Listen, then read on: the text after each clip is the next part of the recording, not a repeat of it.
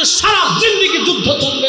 দাড়ি থাকার পরে আল্লাহর নবীর সুন্নাত টুপি আর পাগড়ি মাথায় দিয়ে, প্রিয় নবীর সুন্নাত জুব্বা গায়ে দিয়ে আল্লাহর নবীর দেওয়া মসজিদের মিম্বার পে, ওই মিম্বারে বসে, মসজিদে বসে, ওয়াজের মঞ্চে বসে ইয়াজিদের প্রশংসা যারা করে, ওরাই হচ্ছে ইয়াজিদের প্রেতাত্মা দালাল। কথা বলেন ঠিক না?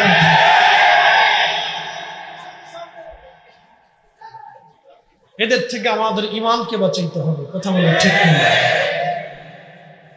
এরা ছদ্মবেশী ইয়াজিদের দালাল, ছদ্মবেশী ইয়াজিদের, ছদ্মবেশী ইয়াজিদের। প্রিয় উপস্থিতি হাজিরিন, খুবই মনোযোগের সাথে শুনবেন। নবীজি বলেন হালাকাতু উম্মতি আলা ইয়াদি গিলমাতিন মিন কুরাইশ। সহিহ বুখারীতে আল্লাহর নবী বলেন আমার উম্মত কুরাইশ বংশের এক যুবকের হাত ধরে আমার উম্মত ধ্বংস হয়ে যাবে। এর অর্থ কি? উম্মতের বিরাট একটা অংশ ইয়াজিদের পক্ষ নিবে, আহলে বাইতে রাসূলের বিরুদ্ধে চলে যাবে। ঠিক আজকে 10ই মুহররমের 10 তারিখ দিন যে রাত চলে গেল, আপনাদের এই অঞ্চলে কর্ণফুলী থানার এই মসজিদে শহাদায়ে কারবালার মাহফিল অনুষ্ঠিত হচ্ছে 10 দিন ব্যাপী। কোন কোন মসজিদে আজকে অনুষ্ঠান হচ্ছে। বাংলাদেশের হাজার হাজার মসজিদে শহাদায়ে কারবালার স্মরণে মিলাদ মাহফিল হচ্ছে। ঠিকই আবার বাংলাদেশের হাজার হাজার মসজিদ আজকে রাত্রিবেলা তালা মেরে রাখা হয়েছে। এই আমার দিকে তাকা। আমাদের দেশের রাজনৈতিক দলের লোকেরা বলে না চেতনা চেতনা, কি কথা কর না কেন? সবাই চেতনার গল্প করে, চেতনা ছাড়া কেউ নেই। যত রাজনৈতিক দলই দেখবেন সবাই খালি চেতনা আছে, এক একজন এক একটা চেতনা। আমাদের কোনো চেতনা নাই, আমাদের একটাই চেতনা, রসুলের গোলামি। হাত উঁচা করে বলেন, জোরে বলেন, জোরে বলেন। আমাদের আর কোনো চেতনা লাগবে না। আমাদের চেতনা হলো সুন্নাত ওয়াল জামাত, আমাদের চেতনা রসুলের গোলামি, আমাদের চেতনা আমরা হুসাইনি। কথা বলেন ঠিক না?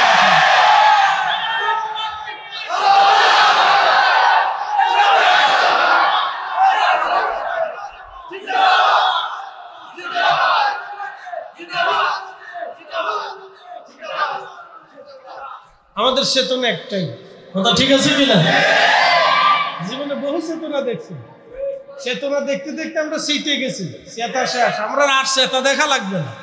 বহু চেতনা দেখছি, চেতনার গল্প শোনাই আমাদের পকেট খালি করা, এদেশে দুর্নীতি করা, অসহায় মানুষের রক্ত চুষা, গরিবের রক্ত নেওয়া, শ্রমিকের ঘাম শুকানোর আগে রক্ত চুরি করা।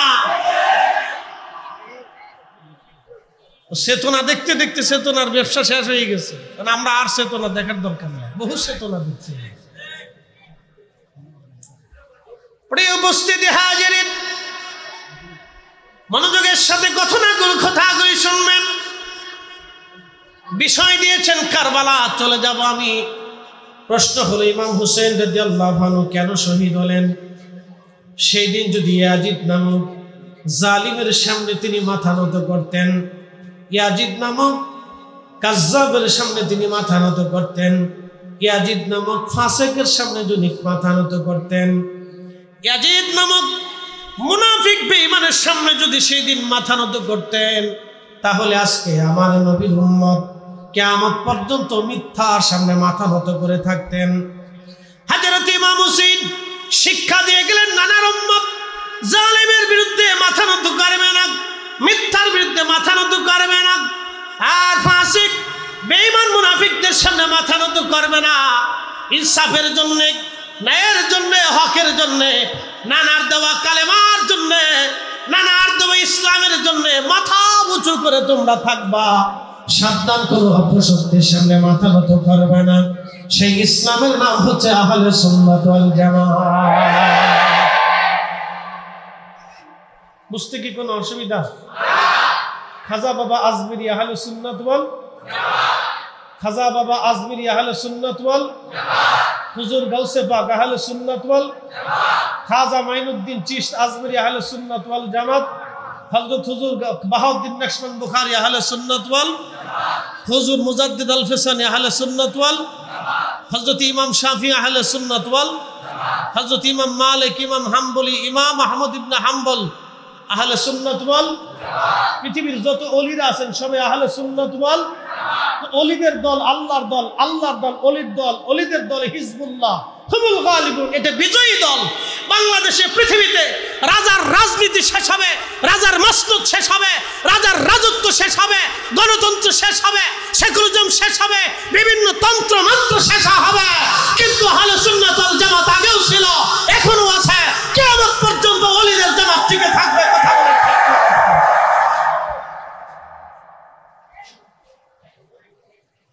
এমন এক জামাত করেন যে জামাত কিয়ামতের ময়দানে সাক্ষী দিবে এমন এক জামাতের সদস্য হয়ে যান যে জামাত কিয়ামতের ময়দানে সাক্ষ্য দিবে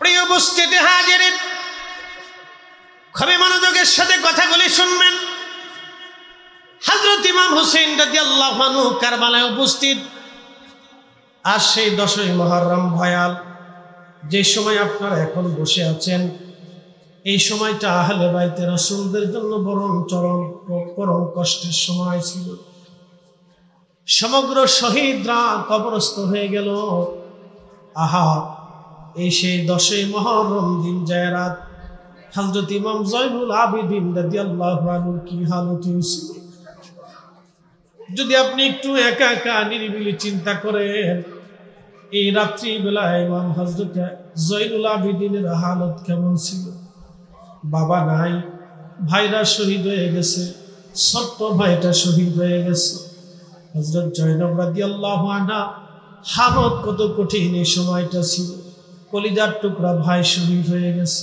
নিজের সন্তানরা শহীদ হয়েছে আত্মীয় স্বজনরা শহীদ হয়ে গেছে সবাই শাহাদাতের কাতারে শুয়ে আছে আহা হযরত সাকিনা উম্মে কুলসুম রাদিয়াল্লাহু আনহা তিনাদের হালত কত কঠিন ছিল নবী পরিবারের সদস্যদের কত কঠিন যন্ত্রণা সেই সময়টা রজনী ছিল আজ আপনি যদি 1400 বছর আগে কারবালায় ফিরে চলে যান আজকে রাতের হিসাব যদি আপনি কষেন আজকের সেই দৃশ্যটা যদি মানুষ মনে ভাষায় ওঠান আপনি বুঝতে পারবেন সেই জীবনটা কত কঠিন ছিল এখানে যদি কারো বাবা মারা যায় কারো মা মারা যায় কারো প্রিয়জন যদি মারা যায় প্রিয়জনদেরকে সবাই তো কবর দেওয়া হয় সন্ধ্যার আগে অথবা এশার নামাজের আগে অথবা রাত 12টার আগে সবাইকে দাফন করা হয় এখন রাত 12টা প্রায় বেজে যাচ্ছে আপনি ওই স্থানে একটু দাঁড়ান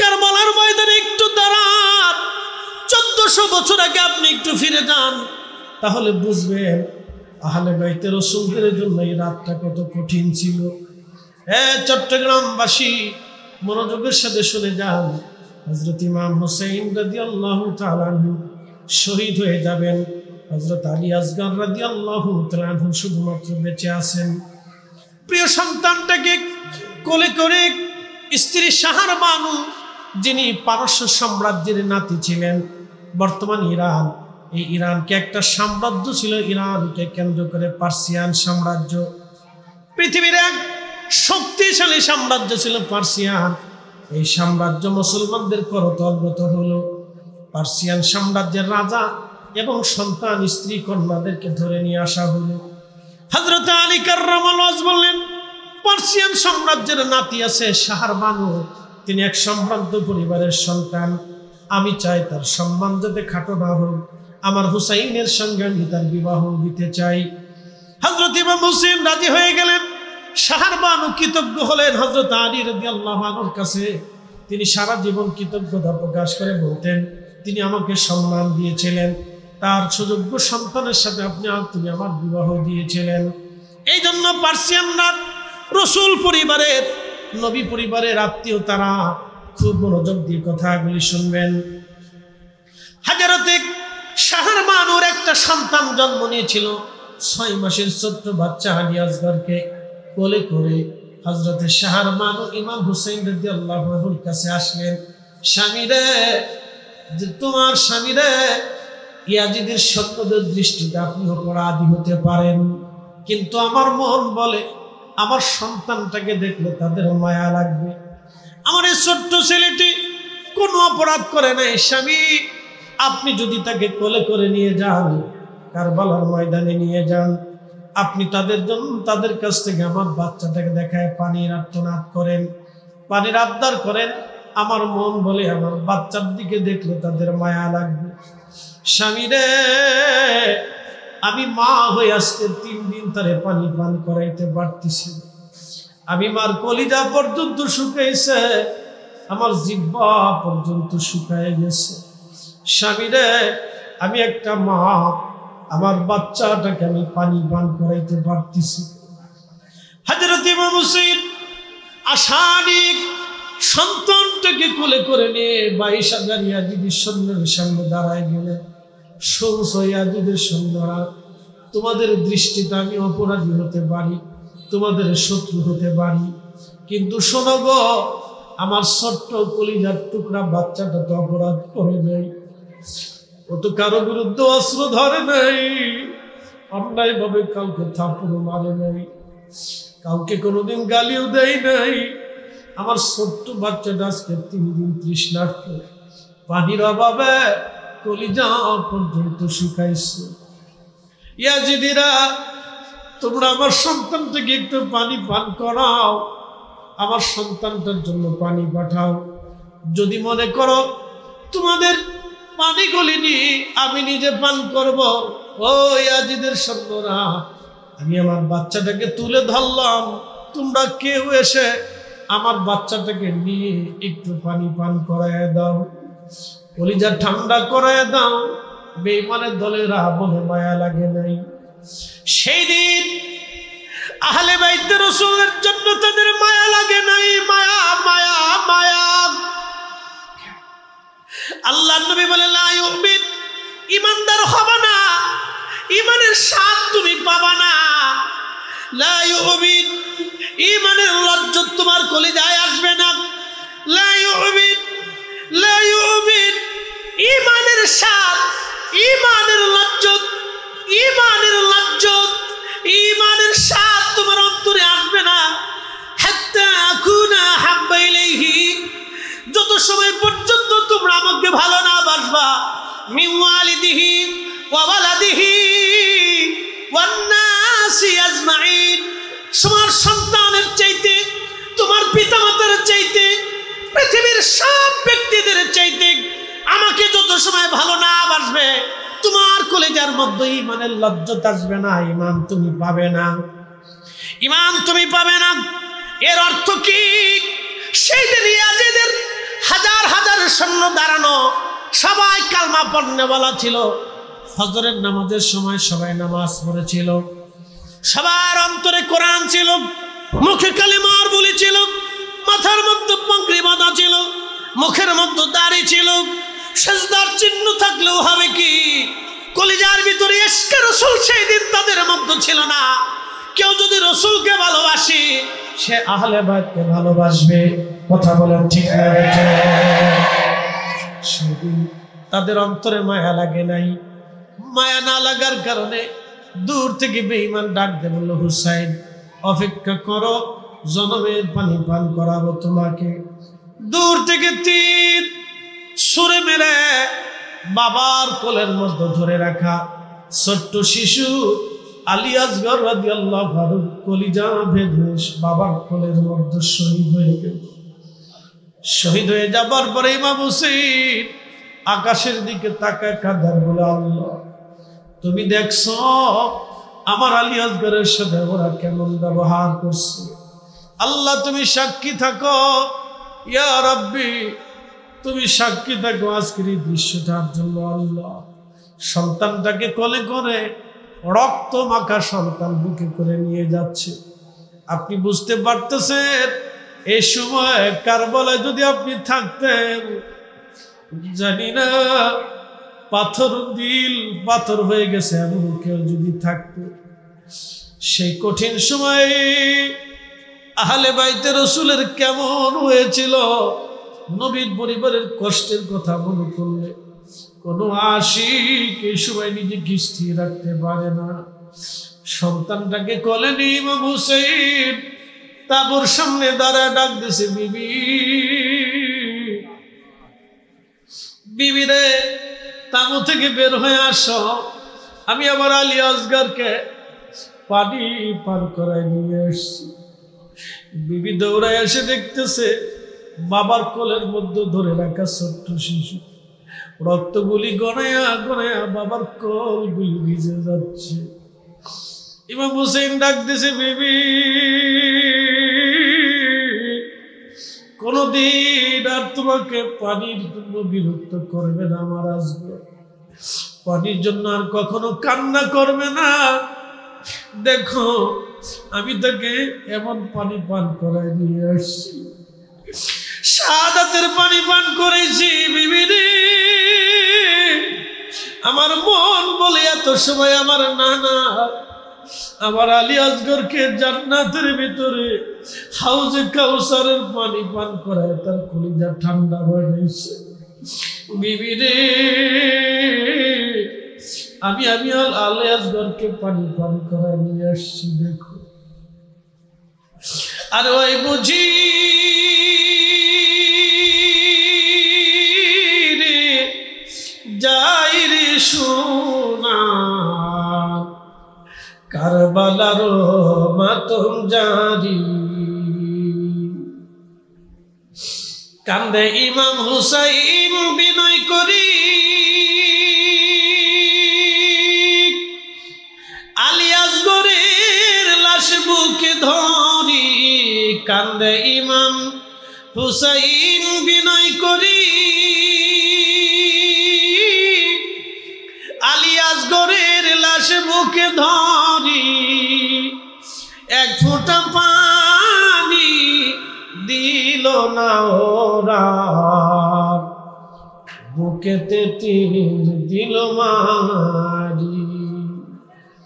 আর ওই বুঝি রে যাই রে সোনা, কারবালার মাতম জারি।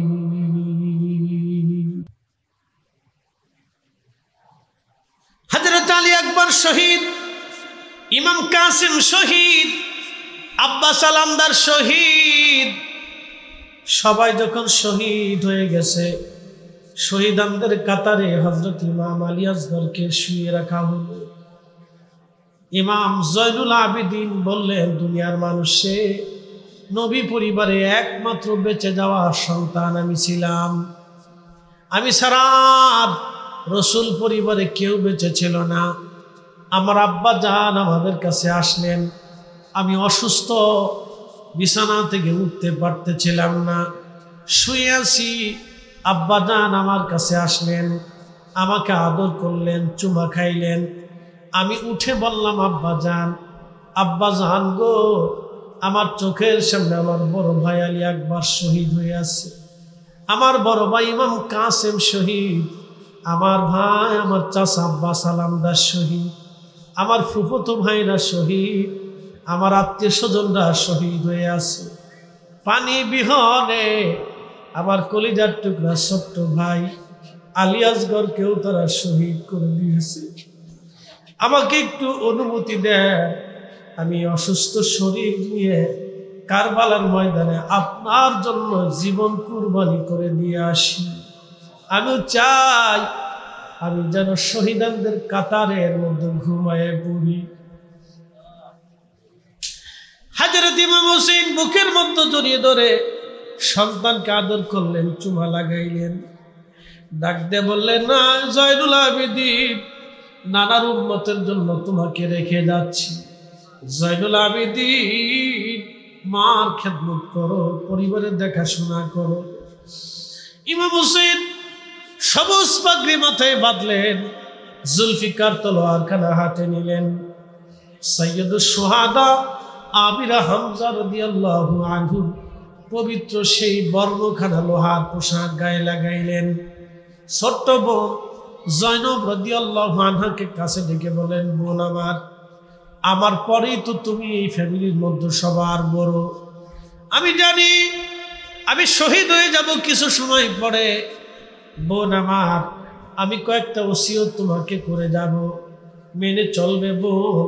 1 নম্বর ওসিয়ত, কলিজার টুকরো আমার সন্তান জয়নুল আবেদিনকে রেখে গেলাম নানার উম্মতের জন্য। জয়নব রে, সন্তানের মতো ওর আদর করবি, কখনো যেন আমার জয়নুলের দুঃখ না লাগে। জয়নব আমার 2 নম্বর ওসিয়ত তোমাকে করতেছি, আমি শহীদ হয়ে যাওয়ার পরে আমার যে ছেলের উপর ওরা অত্যাচার করবে, খণ্ড বিখণ্ড করবে, আমাকে আমার উপরে জুলুম করবে ওরা, আমার সাকিনারে আমি বড় ভালোবাসি, আমার কলিজার টুকরা মেয়েটা আমাকে বড় ভালোবাসে। জয়নব রে, আমার এই দৃশ্যখানা দেখে আমি জানি আমার সাকিনা ধৈর্য হারা হয়ে যাবে। আমার সাকিনারে আমার লাশের পাশে জেসেমের কাছে যাইতে দিবি না। আর একটা ওসিয়ত করতেছি, শরীর চাপড়াবে না, চুল ছিঁড়বে না, কাপড় ছিঁড়বে না, মাতম করবে না, আমার নানা নিষেধ করে দিয়ে গেছে।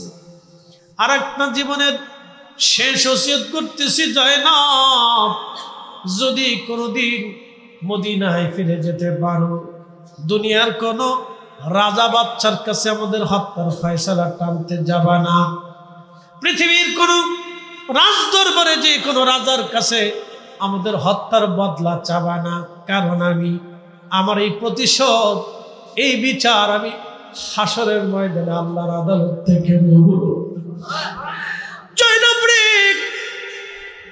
পৃথিবীর কোন রাজা বাচ্চার কাছে ফয়সালা টানবি না,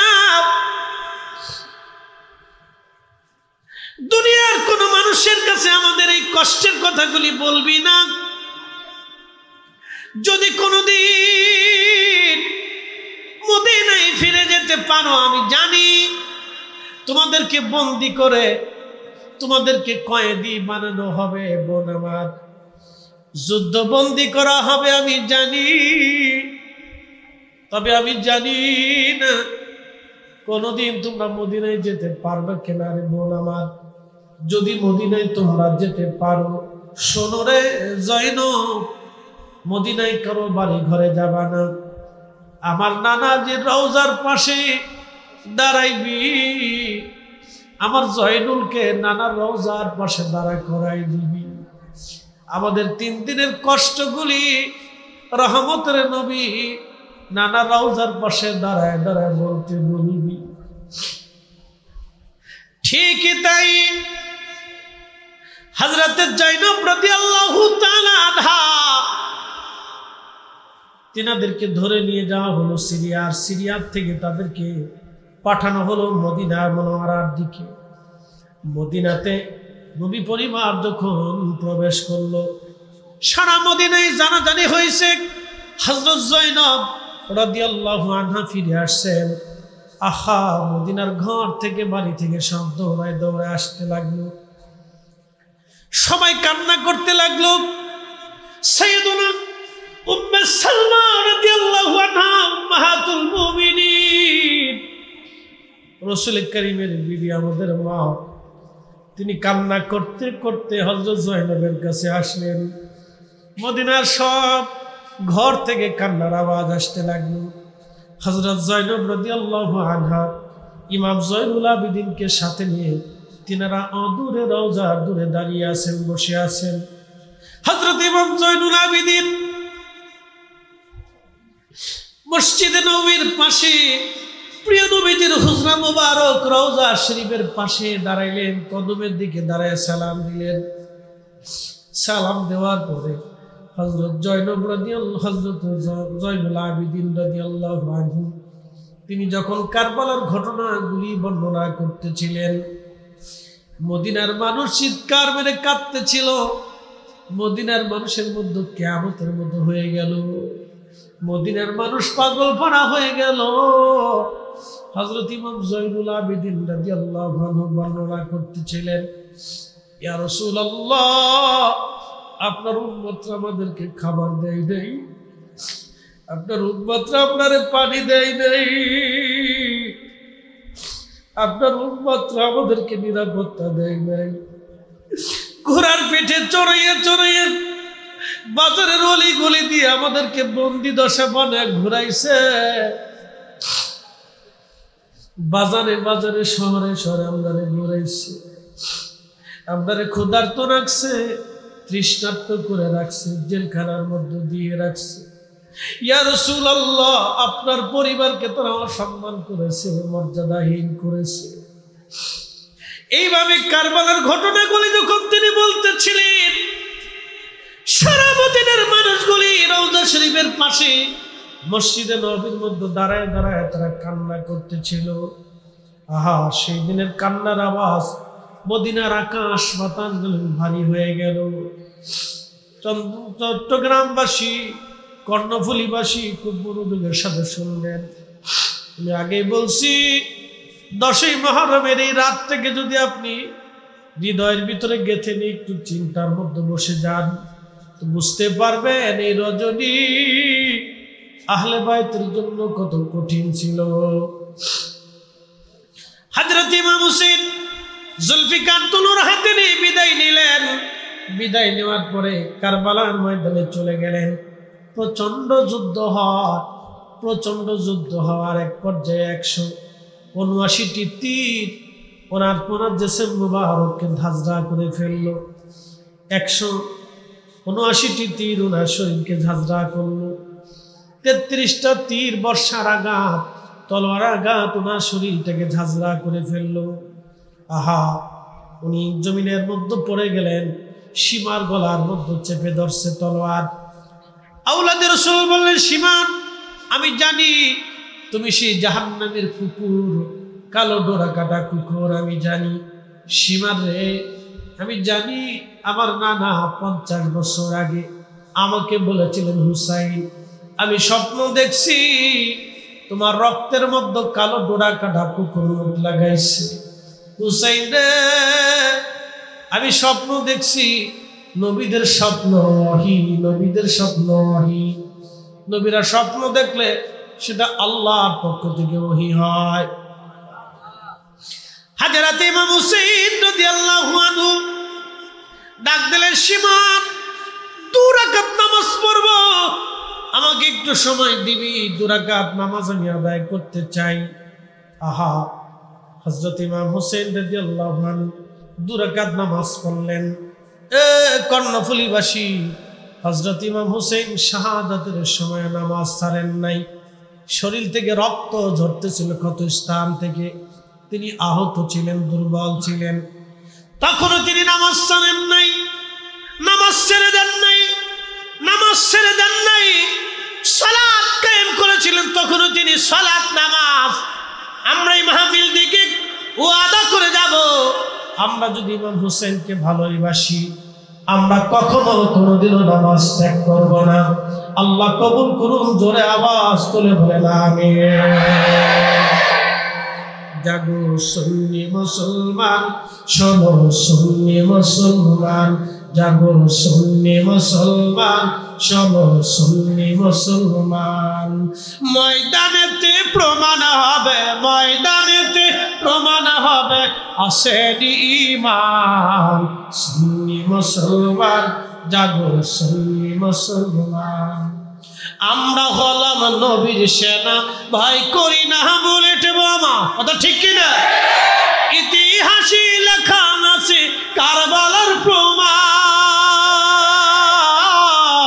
সুন্নি মুসলমান, শোনো সুন্নি মুসলমান, সুন্নি মুসলমান, জাগো সুন্নি মুসলমান। ময়দানেতে প্রমাণ হবে, ময়দানেতে প্রমাণ হবে আসেনি ঈমান, তোমার আসেনি ঈমান। সুন্নি মুসলমান, শোনো সুন্নি মুসলমান। ইমাম জয়নুল আবেদিন রওজা শরীফের পাশে দাঁড়িয়ে দাঁড়িয়ে বলতে লাগলেন, বর্ণনা করতে লাগলেন একের পর এক কারবালায় কি ঘটেছিল সেই দিন। হযরত ইমাম হুসাইন রাদিয়াল্লাহু আনহু দেহ মোবারক থেকে মাথা মোবারক আলাদা করা হলো। আপনি বুঝতে পারতেছেন কত বড় নির্মমতা। মাথা মোবারক খুলে বর্ষার আগে তারা ঝুলাইয়া সারা কারবালা ভরে আনন্দ মিছিল করতে লাগলো। আনন্দ চলল ইয়াজিদ শিবিরে। আহা, সেই কঠিন দিনে হযরত ইমাম হুসাইন রাদিয়াল্লাহু আনহুর বর্ম খুলে নিয়ে যাওয়া হলো, দেহ মোবারক থেকে জুব্বা মোবারক খুলে নিয়ে যাওয়া হলো। জুব্বাবিহীন ওনাকে মাটির মধ্যে ধুলার মধ্যে শুইয়ে রাখা হলো। মস্তকবিহীন দেহ মোবারককে ধুলার মধ্যে শুয়াইয়া ইমাম ইবনু কাসির আল বেদায়া ওয়ান নেহার মধ্যে লেখেন, একটা না দুইটা না 70টা ঘোড়া তারা সিরিয়াল করলো। ইমাম জয়নুল আবেদিন কাঁদে আর বলে, ও রহমতের নবীজি শোনেন, 70টা ঘোড়া তারা সিরিয়াল করে ঘোড়ার উপরে সোয়ারি চড়ে হযরত ইমাম হুসাইনের দেহ মোবারকের উপরে ঘোড়া দাবড়াইতেছিল। ঘোড়ার পায়ের আঘাতে হযরত ইমাম হুসাইন রাদিয়াল্লাহু আনহু দেহ মোবারক থেকে চামড়া গোশতগুলি ছিঁড়ে ছিঁড়ে দলিত মলিত হচ্ছিল। হযরত জয়নব রাদিয়াল্লাহু আনহা সহ্য করতে পারেন নাই। ভাইয়ের এই করুণ দশা দেখে হযরত জয়নব দৌড়াইয়া ভাইয়ের জিসম মোবারকের পাশে দাঁড়াইয়া মদিনার দিকে তাকাইয়া জয়নব রাদিয়াল্লাহু আনহা কাঁদে আর বলে, ইয়া মুহাম্মাদা, ইয়া মুহাম্মাদা, ইয়া রাসূলুল্লাহ, ইয়া মুহাম্মাদা। নানা জানকে ডাকতেছিল, নানা জানকে ডাকতেছিল। হযরত জয়নব রাদিয়াল্লাহু আনহু আপন নানাকে ডাকতেছে মদিনার দিকে তাকিয়ে বলতেছিল, নানা জান, কারবালার পুবালি বাতাস আপনার হুসাইনের শরীরে ধুলাবালি ছড়ায়। যাদের গায়ে মাছি মশা বসত না, যাদের গায়ে কান্না ক্ষুধা লাগলে রহমতের নবী সহ্য করতে পারতেন না, হযরতে জয়নব কাঁদতেছিলেন মদিনার দিকে তাকাইয়া। ইমাম ইবনু কাসির বলতেছে, ঠিক তখনই হযরতে আব্দুল্লাহ ইবনে আব্বাস রাদিয়াল্লাহু আনহুমা রাইসুল মুফাসসিরিন, আল্লাহর নবীজির আপন চাচাতো ভাই, আসরের নামাজ পড়ে কাবা শরীফের সাথে হেলান দিয়ে বসেছিলেন। হঠাৎ করে তিনার তন্দ্রা এসে গেল। হেরেমের সাথে তিনি হেলান দিয়ে ঘুমায়ে পড়লেন। স্বপ্নের মধ্যে তিনি দেখতেছেন আল্লাহর হাবিবের হাত মোবারকের মধ্যে রক্ত মোবারক দেখা যায়। প্রিয় নবীজির চুল দাড়ি মোবারক এলোমেলো, আল্লাহর হাবিবের জুব্বা মোবারকের মধ্যে ধুলাবালি লাগা। নবীজি দৌড়াচ্ছেন আর কাঁদতেছিলেন। আব্দুল্লাহ ইবনে আব্বাস স্বপ্নে দেখে বললেন, ইয়া নবী আল্লাহি, কখনো তো আপনাকে এমন দেখি নাই, আপনি কাঁদেন কেন গো নবীজি? আপনার চুল দাড়ি মোবারক এলোমেলো কেন নবীজি? জুব্বা মোবারকে ধুলাবালি লাগা কেন নবী গো? জীবনে কখনো আপনার এমন দেখি নাই। ইয়া রাসূলুল্লাহ, আপনি কি জন্য কাঁদেন? আপনার হাতে রক্ত কেন? আল্লাহর নবী ডাক দিয়ে বললেন, হে ইবনে আব্বাস, আমার আব্দুল্লাহ রে খবর দাও, মক্কার কাছে, মক্কা নগরীতে খবর দাও, আমার হুসাইন কারবালার ময়দানে শহীদ হয়ে গেছে। আমি নবীজি নিজে, আমি রাসূল নিজে শাহাদাতের সময় আমি তার পাশে ছিলাম। চিৎকার মেরে জোরে বলেন না ইয়া রাসূলুল্লাহ। বলেন আমাদের নবী আসে না নাই? আসে না নাই? এই ঘটনার থেকে আমরা বুঝি রহমতের নবী আশিকের ইন্তেকালের সময়, আমার নবী আশিকের ইন্তেকালের সময়, শহীদের শাহাদাতের সময় আমার নবী রহমতের নবী এসে ওই আশিকের জিন্দেগিকে ধন্য বানায় দিয়ে যায়। এই কথা বলেন ঠিক না বেঠে? ইয়া রাসূলুল্লাহ, ইয়া হাবিবাল্লাহ, ইয়া রাসূলুল্লাহ, আমার মত নিদান কালে থাকি নবীজি আমার শিয়রে, আমার মত নিদান কালে থাকি নবীজি আমার শিয়রে, করিব চুম্বন কদম ধরিয়া করিব চুম্বন কদম ধরিয়া ইয়া রাসূলুল্লাহ ইয়া হাবিবাল্লাহ ইয়া রাসূলুল্লাহ সালাতুন ইয়া রাসূলুল্লাহ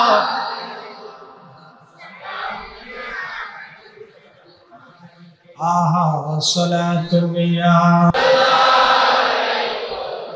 সালামুন ইয়া হযরত ইবনে আব্বাস ঘুম ভেঙে গেল তিনার। ঘুম থেকে উঠার পরে পাগলের মতো দৌড়াইছেন মক্কার অলিগলি দিয়া। মক্কাবাসী শুনছো আমাদের হুসাইন আর দুনিয়াতে নাই। মক্কাবাসী বলল, ওহে মুফাসসির, রাসূলের বংশ, নবীজির ভাই, কি করে আপনি জানেন আপনার হুসাইন কারবালায় শহীদ? বলে আমি হেরেমে ঘুমিয়েছিলাম হেলান দিয়ে, কাবার সাথে হেলান দিয়ে ঘুমাইছিলাম। স্বপ্নে আল্লাহর নবীকে দেখলাম, রহমতের নবী, হাত মুবারকের মধ্যে রক্ত, আল্লাহর নবীর পবিত্র জুব্বা মুবারকে ধুলাবালি লাগানো, চুল দাড়ি মুবারক এলোমেলো। কেঁদে কেঁদে নবী দৌড়ায় আসতেছে। জিজ্ঞেস করলাম, ইয়া রাসূলুল্লাহ, হালত এমন কেন? নবীজি শাহাদাতের কথা বললেন, কারবালায় হুসাইন শহীদ। আল্লাহর নবী শাহাদাতের সময় তার পাশে ছিলেন, তার রক্ত এবং সাথীদের রক্ত গুলি নিয়া রাহমাতুল লিল আলামিন আল্লাহর আদালতে যাইতেছে। চিৎকার মেরে জোরে বলেন আল্লাহু আকবার। রাসূল আসে না নাই? আরো জোরে বলেন আসে না নাই? স্বপ্নে আসে কি আসে না? দেখা দেয় কি দেয় না? মান রানি ফিল মানামি ফাকাদ রাআল হক, রাওয়াহুল বুখারী। আল্লাহর নবী বলেন, উম্মত, স্বপ্নে আমি তোমাদের সাথে দেখা করব। আসতে হলো কেন? জোরে বলেন। আপনি কি গ্যারান্টি দিতে পারবেন আপনি স্বপ্নে দেখা দিবেন? পারবেন কি? আমি কি গ্যারান্টি দিতে পারবো ভাইরা আপনি আমার ওয়াজ শুনেন আপনার সাথে স্বপ্নে দেখা দিবানি? আমি কি কখনো বলতে পারবো ভাই আমার মাহফিল নিতে আইছেন, আপনি মাহফিল আজকে নেওয়া লাগবে না, বাড়ি চলে যান, কালকে রাত্রে স্বপ্নে আপনার সাথে মাহফিলের বিষয় ডিল করব? আমার হবে না, আপনার হবে না। কিন্তু আল্লাহর নবী বললেন, উম্মত, কিয়ামত পর্যন্ত স্বপ্নে তোমাদের সাথে দেখা দেব। একসাথে বলবেন না আল্লাহু আকবার? বলেন না ইয়া রাসূলুল্লাহ? কিয়ামত পর্যন্ত নবীজি উম্মতের সামনে উম্মতের সাথে দেখা দিবেন। আল্লাহর নবী বলেন, উম্মত আরো শুনে যাও, স্বপ্নে যদি আসি তাহলে বুঝবো আমি নবী নিজে আসছি। স্বপ্নে যদি আসি তাহলে বুঝবো আমি নবী নিজে আসছি। আমি নবী নিজে আসি, স্বপ্নে আমি নবী আসি, ছবি আসি না। নবী নিজে আসে, ছবি আসে না। একবার জোরে বলা যাবে কি মারহাবা? বলেন স্বপ্নে নবী দেখার আশা আছে না নাই?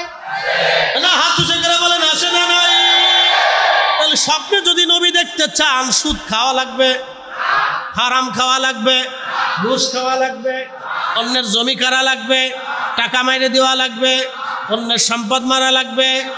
স্বপ্নে যদি নবী দেখতে চান, 1 নম্বরে হালাল খাবার, 2 নম্বর বেশি বেশি দুরূদ শরীফ পড়ে রাত্রিবেলা যদি ঘুমান, মরণের আগে একদিন আল্লাহর নবীর সাথে আপনার জিয়ারত নসিব হয়ে যাবে। তাহলে নবী আসে না ছবি আসে? আজরে বলেন। যদি নবী এসেই থাকে তাহলে নবী আসে না নাই? আসতে হলো না, জোরে বলেন আসে না নাই? এখন যারা বলে নবী নাই ওর ঈমান নাই, কথা কন না কেন? যারা বলে নবী নাই ওর ঈমান নাই, এই জন্য ওরা ইয়াজিদি, আমরা হুসাইনি, কথা কন না কেন? এটা ক্লিয়ার না ভেজাল আছে? পরিষ্কার পরিষ্কার না? আপনি মানলেও মানতে পারেন, না মানলেও মানতে পারেন। বলে হুজুর এইগুলি হলে হবে কি, না হলে হবে কি? তাহলে আপনি যদি বলেন বাপের বেটা যদি হয়ে থাকেন, তাহলে আপনি বলেন ইয়াজিদের সৈন্যদেরকে জান্নাত দিতে পারেন এমন সার্টিফিকেট দিয়ে যান। পৃথিবীর কোন আলেম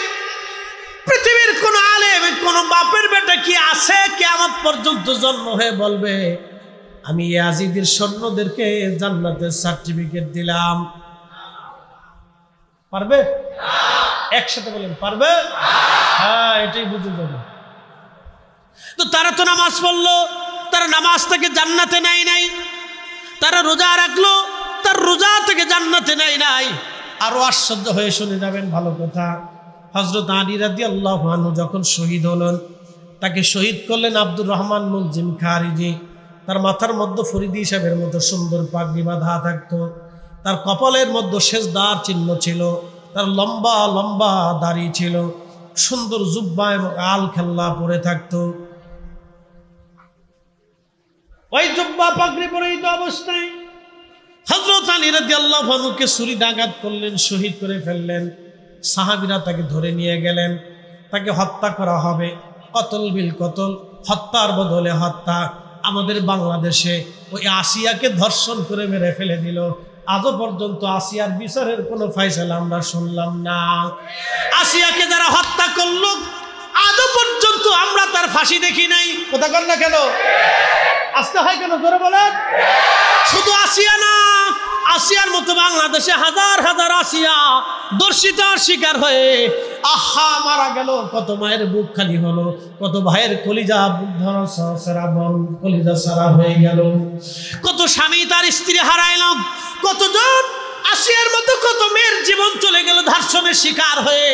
আজকেও একটা ভিডিওর মধ্যে দেখলাম ব্রাহ্মণবাড়িয়ার সরাইলে একটা ছোট্ট বড় মেয়েটাকে ধর্ষণ করে হত্যা করা হয়েছে। এইরকম হাজার হাজার কত আসিয়ার মতো আসিয়ার হত্যা হয়ে গেল, কিন্তু আজ পর্যন্ত আমরা দেখলাম না কাউকে ফাঁসি দেওয়া হয়। কিন্তু আল্লাহর আইন ছিল কতল বিল কতল, তুমি যদি হত্যা করো তোমাকে হত্যা করা হবে। আল্লাহর আইনে যদি কতল বিল কতল এই জমিনে চালু থাকতো, আল্লাহর কসম করে বলি এদেশে হত্যাযজ্ঞ বন্ধ হয়ে যাইতো। কথা বল না কেন? কিন্তু নাই নাই নাই নাই। হযরত আলী রাদিয়াল্লাহু আনহুকে যিনি হত্যা করলেন, আব্দুর রহমান মুলজিম খারিজি, সাহাবীরা তাকে হত্যা করবে।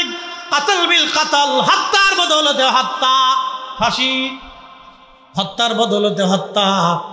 এই আইন যদি চালু থাকতো বাংলাদেশে মার্ডার হইতো না, পুলিশে গুলি করতে পারতো না, পুলিশ সেনাবাহিনী গুলি করতে পারতো না, কেউ লাঠি সুটা নিয়ে আর একজনকে হত্যা করতে পারতো না, নারী ধর্ষণ করে নারী হত্যা করতে পারতো না।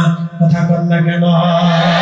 বাঙালি তারের মতো সোজা হয়ে যাইতো, তারের মতো সোজা হয়ে যাইতো।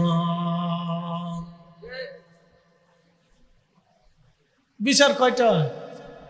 আদালতের বারান্দাতে দৌড়াইতে দৌড়াইতে যান শেষ, উকিলের চেম্বারে চেম্বারে ঘুরতে ঘুরতে যান শেষ, ডেট পরিবর্তন হতে হতে জীবন শেষ। এদেশে যার টাকা আছে তার বিচার আছে, যার টাকা নাই তার কোনো ফয়সালা নাই।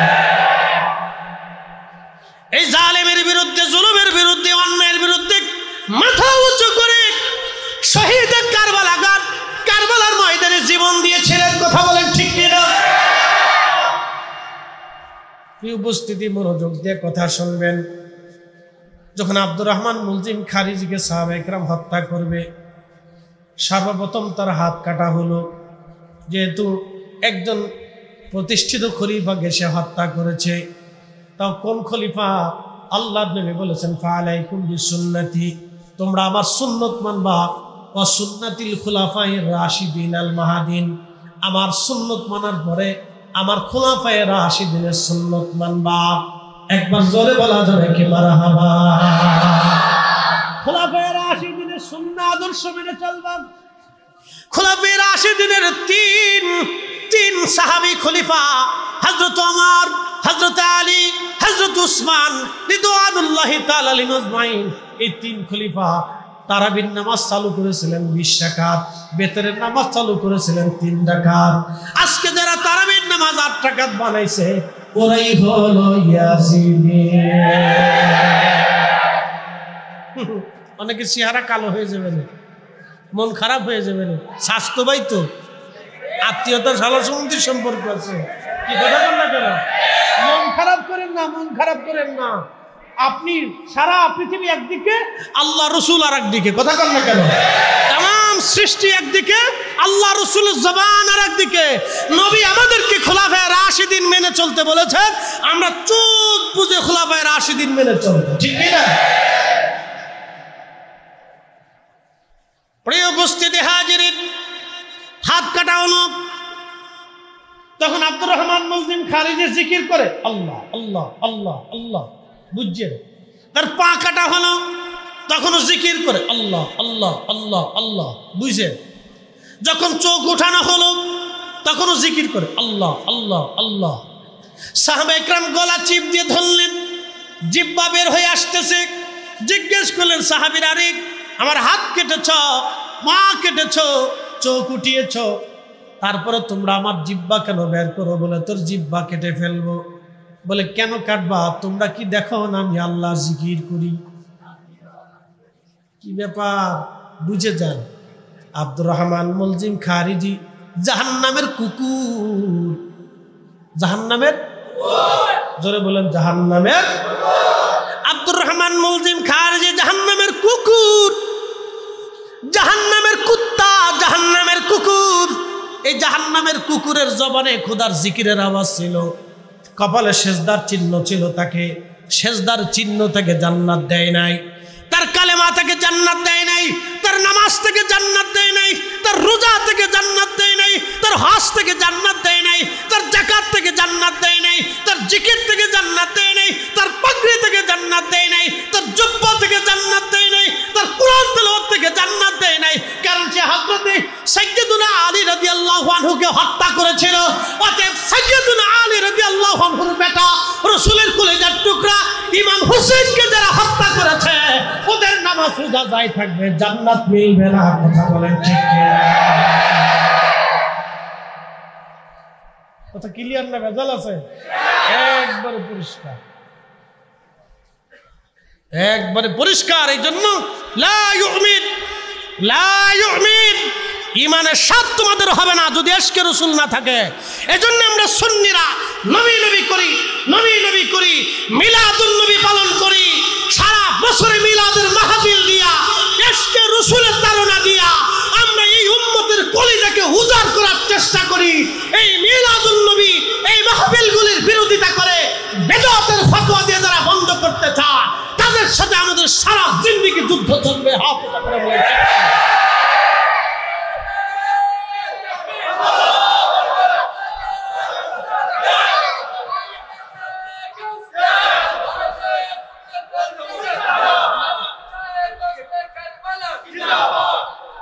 কষ্ট হচ্ছে আপনাদের?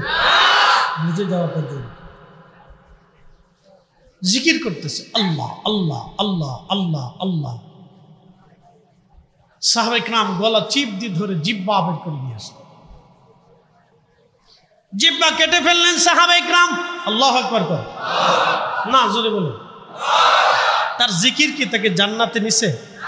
তার রোজা তাকে জান্নাতে নিছে? কারণ কি? যার কলিজায় ইশকে রাসূল আছে সে হযরত আলীকে হত্যা করতে পারে না, যার কলিজায় ইশকে রাসূল আছে সে হুসাইনকে হত্যা করতে পারে না, যার কলিজায় ইশকে রাসূল আছে সে ইয়াজিদের পক্ষ নিতে পারে না। কেন? প্রিয় উপস্থিতি, আল্লাহ আমাদেরকে সঠিক সমঝ দান করুন। সকলে বলে আমার খুব মনোযোগ দিবেন। অনেক লম্বা ওয়াজ আমি সংক্ষিপ্ততার মধ্যে নিয়ে আসছি, যেহেতু আমাকে মূল সাবজেক্ট দিয়েছেন। প্রিয় বন্ধু, এই জন্য আল্লামা ডক্টর ইকবাল সমস্ত প্রশ্নের জবাব দুইটা শেরের মাধ্যমে, দুইটা লাইনের মাধ্যমে দিয়েছেন। মগজ কোরা রুহে ইমা জানে দিন, হাসতে হবে রহমাতুল লিল আলামিন, হাসতে হবে রহমাতুল লিল আলামিন। কাজী নজরুল, কাজী নজরুল বাংলা ভাষা, আল্লামা ডক্টর ইকবাল রাহিমাহুল্লাহ সেই কথাগুলি বাংলা ভাষায় ছন্দের আকারে তিনি লিখে দিয়ে গেছেন।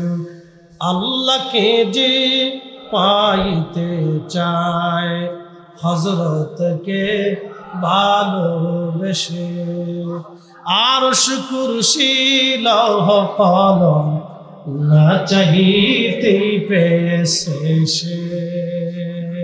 সালাত মিয়া রাসূলুল্লাহ আলাইকুম সালাম মিয়া হাবিবাল্লাহ। আহা সালাত মিয়া রাসূলুল্লাহ আলাইকুম সালাম মিয়া হাবিবাল্লাহ। আচ্ছা, প্রিয় উপস্থিতি, খুব মনোযোগের সাথে কথাগুলি শুনবেন। প্রিয় ভাই আমার, হযরত ইমাম হুসাইন রাদিয়াল্লাহু আনহুর পবিত্র মস্তক নিয়ে যাওয়া হলো উবাইদুল্লাহ ইবনে জিয়াদের কাছে গভর্নর হাউস কুফাতে। নিয়ে যাওয়ার পরে উবাইদুল্লাহ ইবনে জিয়াদ পবিত্র মাথা মুবারক নিয়ে মসজিদের মধ্যে গেল। এই যে মসজিদ, আচ্ছা বলেন তো, এই মসজিদে যদি ইমাম হুসাইন রাদিয়াল্লাহু আনহুর পবিত্র জুব্বা মুবারক আনা হয়, আপনারা কি ঘরে বসে থাকবেন? হ্যাঁ, আল্লাহ। চট্টগ্রামের সিলেটের মানুষ বসে থাকতেন এটা আমি জানি, বাদ বাকি অন্য কোন বিভাগের মানুষ শুয়ে থাকবে না বসে থাকবে এটার কোনো গ্যারান্টি নেই।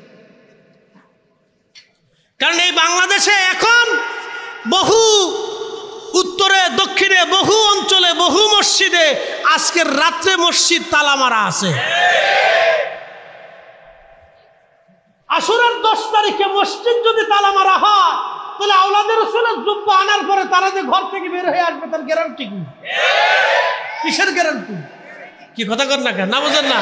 হ্যাঁ, বুঝে যাবেন। আমার পীর মুর্শিদ একটা শের গাইতেন, যার কারণে গত সৃজন রে দেখো চন্দ্র সূর্য তারা শূন্য ভরে। আর হুজুর কেবলা মাঝে মধ্যে একটা শের আমাদেরকে শোনাইতেন, যার কারণে গত সৃজন রে দেখো চন্দ্র সূর্য তারা শূন্য ভরে। আসে অচল চলে ধরা ধরে নবী পদবিনে ভাব সবই মিশে। যার কারণে পৃথিবী সৃজন হলো, যার কারণে সূর্য আলো পেল, যার কারণে চাঁদ আলো পেল, যার কারণে নক্ষত্র হলো, যার কারণে বৃষ্টি হলো, যার কারণে সাগর প্রবাহিত হলো, যার কারণে কর্ণফুলী নদী হলো, যার কারণে বঙ্গভূমি হলো, যার কারণে পৃথিবী হলো। আমার হুজুর বলতেছেন, দেখো আকাশের চন্দ্র সূর্য শূন্যে ঘুরে বেড়ায়। যেই নবীর কারণে আকাশের নক্ষত্রগুলি শূন্যে ঘুরে বেড়াচ্ছে, শুনে নাও, জেনে নাও, ওই নবীর কদম ছাড়া তোমার জিন্দেগির সব মিথ্যা হবে। ডক্টরের ডিগ্রি মিথ্যা হবে, এই প্রিন্সিপালগিরি মিথ্যা হবে, মুহাদ্দিসগিরি মিথ্যা হবে, তোমার মুফতিগিরি মিথ্যা হবে, বক্তাগিরি মিথ্যা হবে, সভাপতিগিরি মিথ্যা হবে, প্রধানমন্ত্রীর জীবন মিথ্যা হবে, রাষ্ট্রপতির জীবন মিথ্যা হবে, প্রধান সেনাপতির জীবন মিথ্যা হবে, পুলিশ প্রশাসন সেনাবাহিনী। আর আপনি ব্যবসা বাণিজ্য যাই করেন, পৃথিবীর সমস্ত ধনরাজির মালিক যদি হন, আপনার জীবনে কোনো সার্থকতা নাই। জীবনের সার্থকতা একটাই, আল্লাহর নবীর কদম মোবারক, আমার নবীর গোলামির মধ্যে সব সার্থকতা। নবীর গোলামি নাই জীবনে কিছু নাই, শেষ এক কথা। প্রিয় নবীর গোলামি নাই জীবনে কিছুই নাই, নবীর গোলামি আছে জীবনে সাবাসিক। হাজিরিন শুনে যান, হযরত ইমাম হুসাইন রাদিয়াল্লাহু আনহুর পবিত্র মস্তক মোবারক মসজিদে নিয়ে যাওয়া হলো। মিম্বরে বসে আছে উবাইদুল্লাহ ইবনে জিয়াদ। উবাইদুল্লাহ ইবনে জিয়াদ, জিয়াদ ছিল যার সন্তান।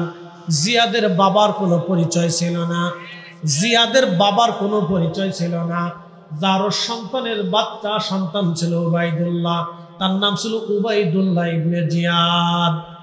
শুনে যান, এই উবাইদুল্লাহ ইবনে জিয়াদ মসজিদের মিম্বরে বসলো। ইমাম ইবনে কাসির আল বেদার মধ্যে লেখেন, মসজিদের মধ্যে বসার পরে মিম্বরে বসে আছে, আর আহলে বাইতে রাসূলের পবিত্র মাথা মোবারক মস্তক মোবারক তার মিম্বরের নিচের সিঁড়িতে পায়ের সামনে হযরত ইমাম হুসেন রাদিয়াল্লাহু আনহুর মাথা মোবারক রেখে দিয়েছে। মসজিদের মধ্যে ভাষণ দিল, হে মুসলমানেরা, কুফাবাসী, তোমরা শুনে রাখো, আমিরুল মুমিনিন ইয়াজিদের বিজয় আল্লাহ দিয়েছে। লা হাওলা ওয়ালা কুওয়াতা ইল্লা বিল্লাহ, নাউযুবিল্লাহি মিন যালিক, লানাতুল্লাহি আলাল কাযিবিন, মিথ্যাবাদীদের উপর আল্লাহর লানত। ইয়াজিদ আল্লাহ বিজয় দিয়েছে, আর মিথ্যুকের বেটা হুসাইন মিথ্যাবাদীর পরাজয় আল্লাহ দিয়েছে। লা হাওলা ওয়ালা কুওয়াতা ইল্লা বিল্লাহ, লানাতুল্লাহি আলাল কাযিবিন। আল্লাহ মিথ্যাবাদীদের উপর লানত বর্ষণ করুন। একবার জোরে আওয়াজ করে বলেন আমিন।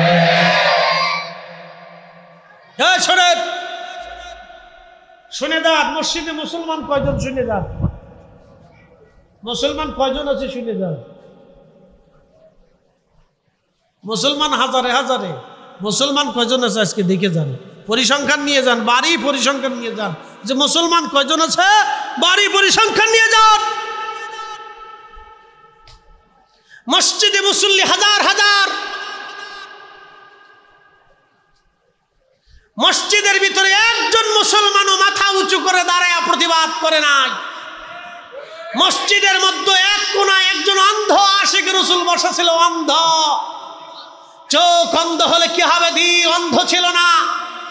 এই জন্য আমার রব চেহারা দেখে ফায়সালা করবে না, চক্ষুওয়ালা দেখে ফায়সালা করবে না, মেধা দেখে ফায়সালা করবে না, সরকারি চাকরিজীবী দেখে ফায়সালা করবে না, অর্থবিত্ত দেখে ফায়সালা করবে না, চেহারা দেখে ফায়সালা করবে না, সম্ভ্রান্ত দেখে ফায়সালা করবে না, বংশ দেখে ফায়সালা করবে না, দুনিয়াদারিত্ব কিছু দেখে ফায়সালা করবে না। আমার আল্লাহ এইগুলি দেখে ফায়সালা করবে না। আমার আল্লাহ ফায়সালা করবে কাল দেখে, ইশকে রাসূল দেখে, ঈমান দেখে, তাকওয়া দেখে, ঈমানদারিত্ব দেখে আমার আল্লাহ ফায়সালা করবে। মসজিদের ভিতরে হাজার হাজার মুসলমান বসা, একজন জবানে কোনো প্রতিবাদ ছিল না। মসজিদের এক কোণায় একজন আশিক রাসূল আব্দুল্লাহ ইবনে আফিফ রাদিয়াল্লাহু আনহু বসেছিলেন। তিনি মসজিদের কোণাতে অন্ধ হলে কি হবে? দিল অন্ধ ছিল না। সে অন্ধ সেই দিন দাঁড়িয়ে যায় মসজিদের মধ্যে গর্জন ছেড়ে বলল, হে মারজানার ছেলে, হে মারজানার বেটা, তুই কাকে মিথ্যাবাদী বলতেছ? দুশমনকে তুমি আজকে আমিরুল মুমিনিন বানিয়েছ, ইয়াজিদকে আজকে আমিরুল মুমিনিন বলতেছ, আমার হুসাইনকে আজকে মিথ্যাবাদী বলতেছ। আমি আব্দুল্লাহর চোখ যদি ভালো থাকতো, আল্লাহর কসম করে বলি, এই মসজিদের মধ্যে তোকে হত্যা করতাম, তোকে কতল করতাম, প্রতিশোধ নিতাম। কিন্তু আল্লাহ আমার চোখ দেয় নাই, আমি অন্ধ। আজকে তোর প্রতিশোধ দিতে পারলাম না, আমি আল্লাহ আমাকে অন্ধ করেছে। শুধু ইশকে রাসূলের কারণে আশিক রাসূল সেই দিন ইমাম হুসাইনের পক্ষ নেওয়ার কারণে মসজিদ থেকে বের করে এনে তাকে জবাই দেওয়া হয়েছিল। জীবন দিয়েছিলেন আফিফ, কিন্তু ঈমান বিক্রি করে নাই। ওই মসজিদের মধ্যে নামে মুসলমান হাজার হাজার, কিন্তু কামের মুসলমান ছিল একজন। কথা বলেন ঠিক? মুসলমান তো মসজিদে হাজার হাজার নামাজ আছে, লগে জুতা চোরও আছে, নামাজ চোরও আছে। বুঝে আপনাকে দিতে, যদি না বুঝেন, সূত্র যদি না বুঝেন, তো কিয়ামত পর্যন্ত খাতা কলম শেষ করবেন, জীবনের কালি শেষ হবে, খাতা শেষ হবে, জিন্দিগি শেষ হবে, তোমাদের অঙ্ক মিলত না। এই জন্য সূত্র আপনাকে বুঝে যেতে হবে। ইশকে রাসূল দিয়ে কলিজাকে উজালা বানান। আল্লাহর ওলিদের পথই হলো হকের পথ, আল্লাহর ওলিদের পথই হচ্ছে সত্যের পথ। হযরত আহলে বাইত রাসূলের মহব্বতের পথ হচ্ছে সত্যের পথ। আল্লাহ রাসূলের ইশকের পথই হচ্ছে সত্যের পথ। আকাইদা আহলে সুন্নাত ওয়াল জামাতি হচ্ছে মুক্তির পথ। এছাড়া আর কোনো মুক্তির কোনো রাস্তা নাই। যদি বলেন কোনো রাস্তা নাই। আহলে সুন্নাত ওয়াল জামাত মুক্তির পথ, এছাড়া আর কোনো রাস্তা নাই। প্রিয় উপস্থিতি, দীর্ঘ আলোচনা আপনাদের সামনে উপস্থাপন করলাম। কারবালার একবারে মেইন পয়েন্ট আপনাদের সামনে উপস্থাপন করে নিয়ে আসছি। প্রিয় ভাই আমার, যদি এখান থেকে কিছু বুঝেন, কিছু আল্লাহ আমাদেরকে নিয়ে যাওয়ার তৌফিক দিক, বলে না আমিন। আমরা এক সময় ফিরে যাব কার কাছে? আল্লাহর কাছে। গত বছর সভাপতি মহোদয়, এই মসজিদের সম্মানিত সভাপতি মহোদয় দুনিয়াতে ছিলেন। ডানে বামে ছিলেন, আমার খতিব সাহেব হুজুর বলে গেছেন, ডানে বামে বসা ছিলেন। আজকে তিনি নাই, তিনি কবরে চলে গেছেন।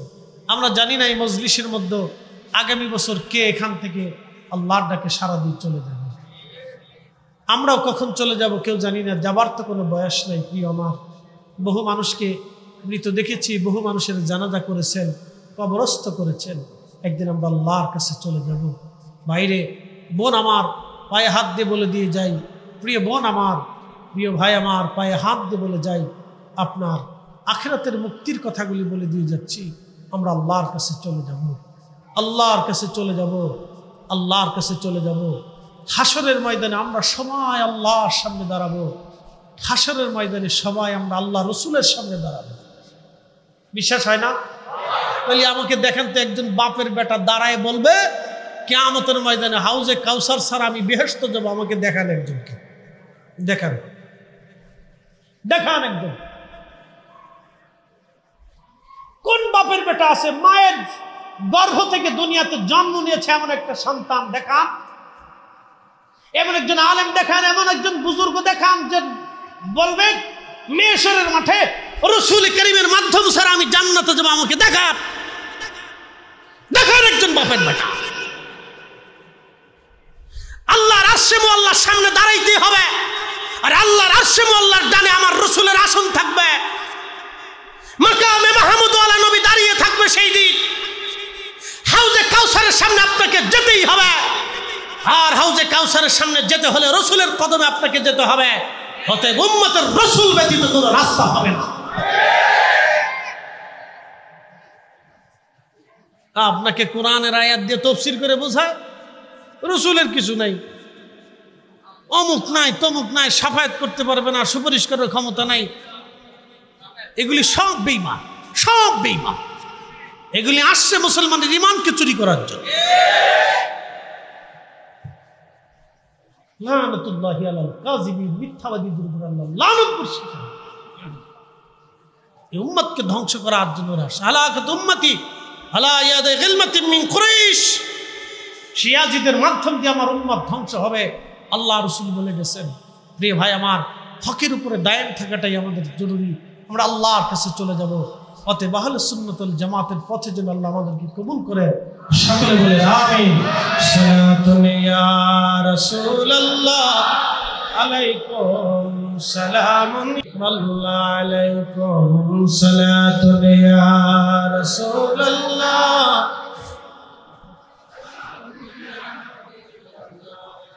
আল্লাহুম্মা সাল্লি আলা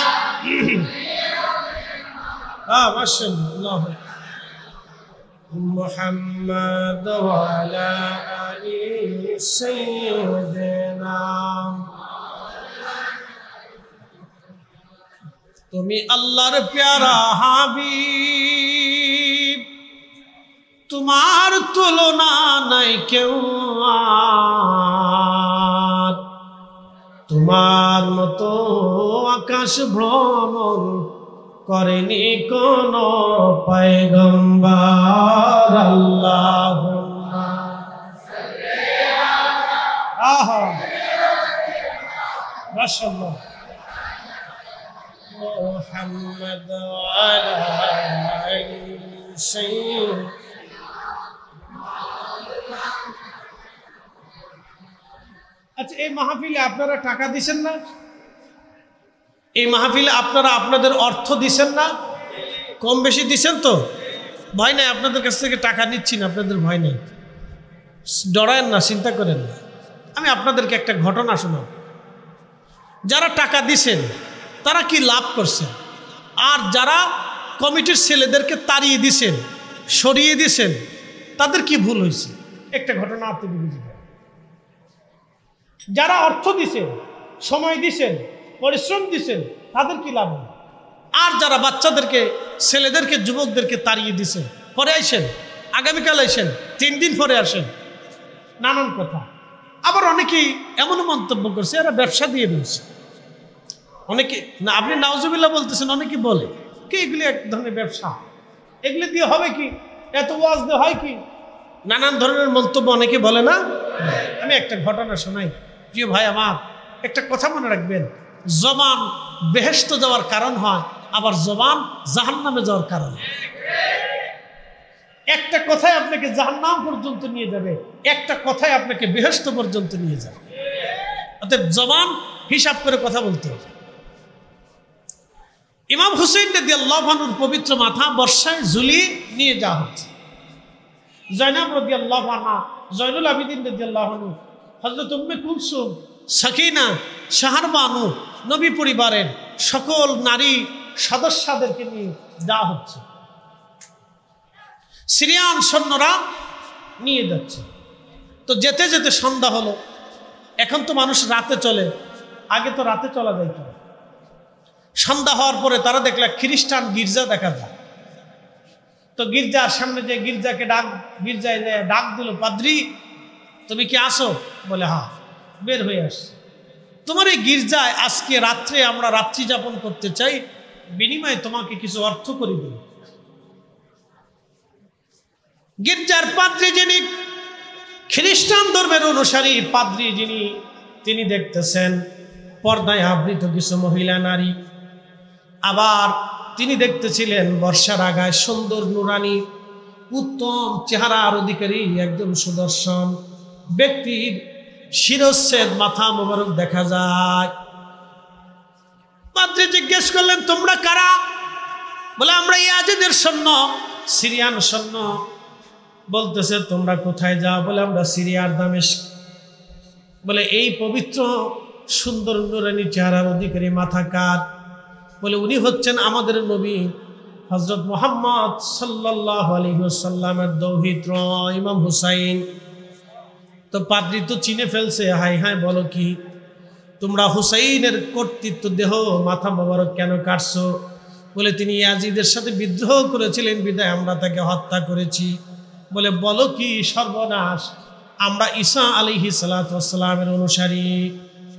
হযরত ঈসা নবীর ব্যবহারকৃত কোনো বস্তু যদি আমরা পাই, এমনকি তার পায়ের সাথে জুতার সাথে লেগে থাকা ধুলাও যদি আমরা পাই, আমরা খ্রিস্টানরা জীবনের সবচেয়ে মূল্যবান নিয়ামত মনে করে থাকি। আর তোমরা কিনা তোমাদের নবীর আওলাদের মাথা কেটে বর্ষার আগে বিদাইয়া ঝুলাইয়া তোমরা চলে যাচ্ছ। তোমাদের মতো নিকৃষ্ট নাফরমান পৃথিবীতে আর একটাও নাই। পাদ্রী ডাক দিয়ে বলতেছে, হে সৈন্যরা, তোমাদের কাছে আমি প্রস্তাব দিলাম, ওই পবিত্র মাথা মোবারক বর্ষা থেকে নামায় আমাকে দেবা। একটা রাত আমি এই পবিত্র মাথা মোবারকের খেদমত করব। আর যে নারী সদস্য, এরা কারা? বলে এরা নবী পরিবারের সন্তান, রসুল পরিবারের লোকজন। তারা বলতেছে তাদেরকে, এই সম্মানিতা মেহমানদেরকে একটা রাত আমার এই গির্জায় মেহমানদারি করার সুযোগ আমাকে দেবা। বিনিময়ে আমার গির্জাতে 10,000 স্বর্ণ মুদ্রা আছে। একসাথে বলবেন আল্লাহু আকবার। কত হাজার? বর্তমানে কত হাজার কোটি টাকা হবে? হিসাব করেন, বাড়ি যে হিসাব করেন, এখানে হিসাব করলে টাইম পাস হবে। 10,000 স্বর্ণ মুদ্রা, এটা সার্টিফিকেট কোথায়? আমার এই গির্জায় মানুষের দেওয়া ইয়ানাত হাদিয়া, তারও কিন্তু হাদিয়া দেয়, উপটোকন দেয়। 10,000 স্বর্ণ মুদ্রা আমার এই গির্জার ভিতরে আছে, তোমাদেরকে দিয়ে দিব। কিন্তু শর্ত হলো ইমাম হুসাইনের পবিত্র মাথা মোবারক হাজরাত আমাকে খেদমতের সুযোগ দিবা। আর নবী পরিবারের সদস্য যারা আছে, একটা রাত তাদের মেহমানদারির ব্যবস্থা করতে দেবা। ওরা চিন্তা করলে এটা তো সাধারণ ব্যাপার, দিয়ে দিলাম, যাও। ওরা বুঝে নাই ওরা কি দিয়ে কি কিনে নিচ্ছে। আসলে ওরা তো ছিল স্বার্থান্বেষী, দুনিয়ার অর্থের মোহ ছিল ওদের। ওদের তো ঈমান ছিল না, যদিও তারা নামে মুসলমান ছিল। খ্রিস্টান পাদ্রীর মনে বড় মায়া লাগলো, মহিলা সদস্যদেরকে নিয়ে অভ্যন্তরে দিয়ে দিলেন। মহিলাদেরকে বললেন, এরা রসুল পরিবারের সম্ভ্রান্ত পরিবারের সন্তান, পৃথিবীর শ্রেষ্ঠ পরিবারের সন্তানেরা, সাবধান, এদের মেহমানদারিতে যেন কোনো ত্রুটি না হয়। ভিতরে দিয়ে দিলেন। হযরত জয়নবকে অনুনয়ের সাথে বললেন, দেখেন আপনি রসুল পরিবারের কন্যা, খেদমত করার মতো আমার তেমন কিছু নাই, আমি একজন খ্রিস্টান সন্তান, যা আছে দয়া করে আপনি আমাকে কবুল করবেন, আমার মেহমানদারির জন্য আপনি সন্তুষ্ট থাকবেন। আপনি আমার উপরে বেজার হবেন না, সামান্য পরিমাণ মেহমানদারি আপনাকে আজ রাতে বেলা করবো আমরা। খ্রিস্টান পাদ্রী হযরত ইমাম হুসেন রাদিয়াল্লাহু আনহু পবিত্র মস্তক মুবারক নিয়ে চলে গেলেন তার রুমে। স্বর্ণের বাসনের মধ্যে মস্তক মুবারক বসাইলেন, পরিষ্কার স্বচ্ছ পানি এনে পানি দিয়ে তার মাথা মুবারকের রক্ত ধুলা বালি যা লাগানো ছিল এগুলি ধুয়ে ধুয়ে পরিষ্কার করতে লাগলেন। পরিষ্কার করতে করতে ইশকে রাসূলের তাড়না হৃদয়ের মধ্যে লেগে গেল, কলিজা ফেটে তার কান্না এসে গেল। কেঁদে কেঁদে বলতেছিলেন, হায় হুসাইন, হে হুসাইন, আপনাকে ওরা কি করে হত্যা করলো, কেমনে সম্ভব হলো আপনার মতো এমন সুন্দর নুরানি চেহারার একজন মানুষকে হত্যা করা, আপনার মতো রসুল বংশের সন্তানকে হত্যা করা কি করে ওদের জন্য সম্ভব হলো? কাঁদতেছিলেন। ঠিক করে লক্ষ্য করলেন হযরত ইমাম হুসেন রাদিয়াল্লাহু আনহুর চেহারা মোবারক থেকে একেবারে আসমান বরাবর একটা নূর মুবারক এসে নূরে নূরান্বিত হয়ে গেল, নূরে নূরান্বিত হয়ে গেল, পুরা অংশটা নূরে নূরান্বিত। ঠিক তখনই পাদ্রীর জবান থেকে বের হয়ে আসলো, লা ইলাহা ইল্লাল্লাহু মুহাম্মাদুর রাসূলুল্লাহ সাল্লাল্লাহু আলাইহি ওয়াসাল্লাম। মাতা পিতা যাহাদের অন্ধকার কবরে, মাতা পিতা যাহাদের অন্ধকার কবরে, দেখি নবীজি মায়াবী নজরে, তরায়া লইয়েন হাসর মাঝারে, বলেন তরায়া লইয়েন হাসর মাঝারে, ইয়া রাসূলুল্লাহ ইয়া রাসূলুল্লাহ। এক দলের ঈমান শেষ হলো, আর একজন রসুল পরিবারকে মহব্বত করে ঈমান পেয়ে গেল। কথা ঠিক কি না? একদল জাহান্নামে চলে গেল, আর একজন খ্রিস্টান রসুল পরিবারকে ভালোবাসার জন্য ঈমানওয়ালা হইয়া, ঈমানের দৌলত নিয়া, ইশকে রসুলের দৌলত নিয়া সে হাসতে হাসতে খোদার জান্নাতে চলে গেল।